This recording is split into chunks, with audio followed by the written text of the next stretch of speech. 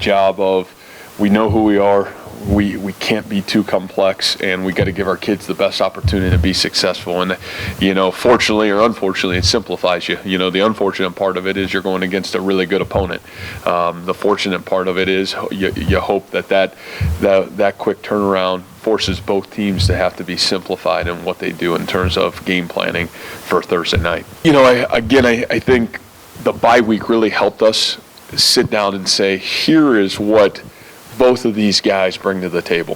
When we're playing really well on offense, these guys do these things really well. And, I think what we said is, let's see if we can now not just have to go series to series, but is there a point in time where we can actually interchange them within the series and bring them out? And, a little bit of what they were doing defensively, I think, allowed that to occur.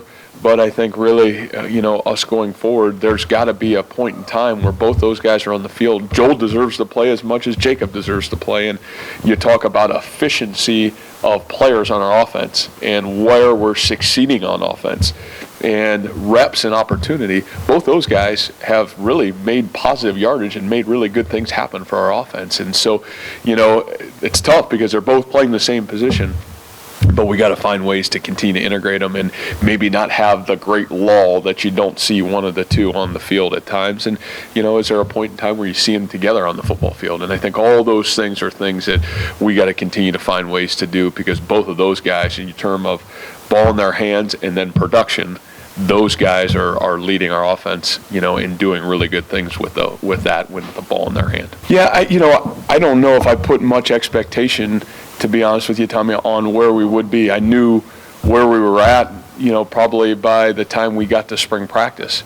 And I think when you look at that, I don't know if and I think you guys maybe asked me in the spring at times, what's an realistic expectation in terms of winning and losing? And I don't know if I could ever put a number on it, because you have no idea of what you have until you really get into these situations and you see where you're at and how far you need to go to get where you want to be. So I do feel good about. I think we've made some great strides in this season so far.